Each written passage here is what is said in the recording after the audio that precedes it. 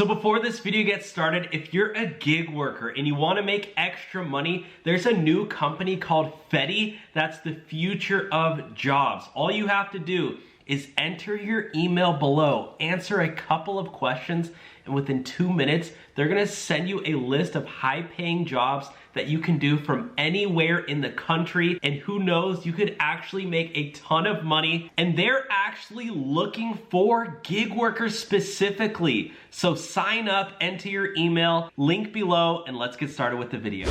On another note, Uber and Lyft drivers are getting a pay increase starting next week. Finally.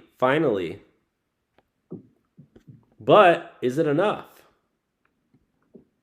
My guess is probably not. What do you think, Izzy? I don't know. I don't think so. Make a guess in the comments. Do you think the pay increase is still enough? Definitely not. Where can I go so the sun isn't like in the... Can you just turn around?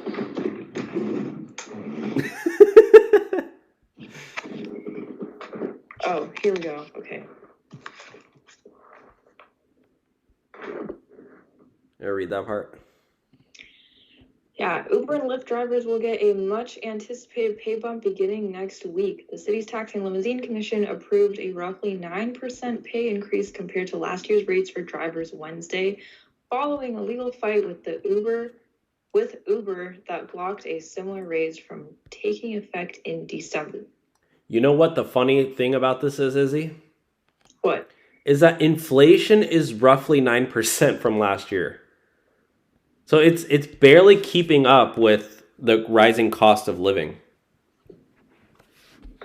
Yeah. And it was already, $7 an hour. What are you making? $7.50 an hour?